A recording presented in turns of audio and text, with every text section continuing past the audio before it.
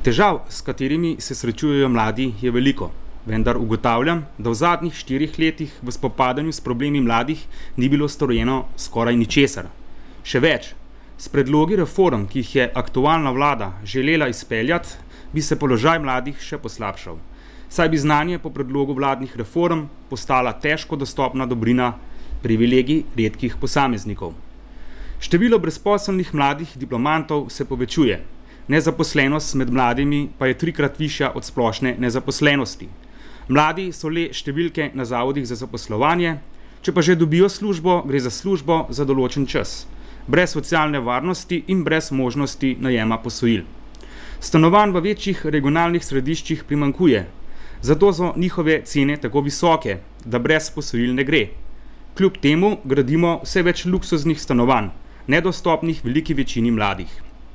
Zaradi nezmožnosti najema posojila in astronomskih cen stanovanj, mladi tudi po 30. živijo pri starših, kar podaljšuje odvisnost od staršev in ustvarja frustracije, saj si ne morejo zagotoviti normalnih pogojev za samostojno življenje, kaj šele, da bi si lahko ustvarili družino.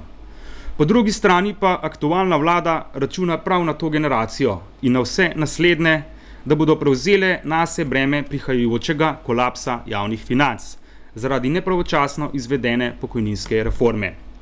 Družba, ki nima posluha za mlade, tudi ne kaže odgovornosti za lastno prihodnost. Slovenija nima pomembnih naravnih virov, zato bi moral biti cilj naše države, da aktivno vlaga v znanje. V Sloveniji je od leta 1991 število študentov vseskozi naraščalo, vendar pa se sredstva namenjena izobraževanju niso sorazmerno povečevala. Zato mnoge fakultete, da bi finančno preživele, razpisujejo več mest za izredni študij kot pa redni. To pomeni, da izredni študij ni več namenjen samo študentom, ki študirajo ob delu, temveč v večji meri tistim študentom, ki se želijo izobraževati, pa se zaradi majhnega števila mest niso mogli vpisati na redni študij. V teh letih naraščanja števila študentov je gradnja študentskih domov zaostajala za potrebami.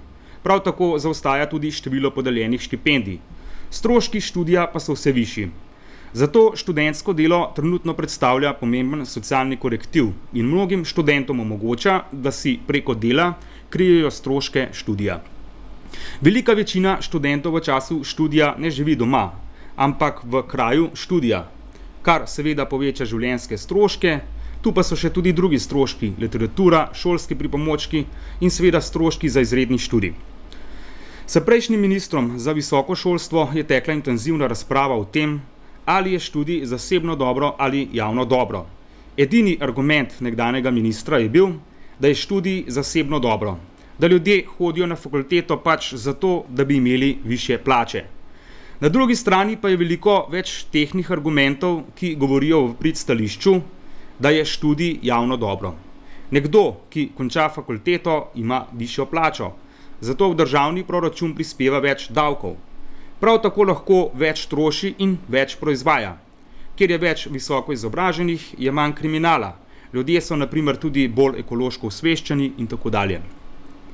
Posredno ima od velikega deleža visoko izobraženih državljanov korist celotna družba.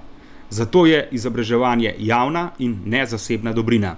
Študij mora biti investicija države, investicija študenta pa je to, da se izobražuje. Po študiju pa bo svojim znanjem vrnil državi tisto, kar je vanj vložila. Če ga bo znala država uporabiti, ji bo lahko vrnil še več.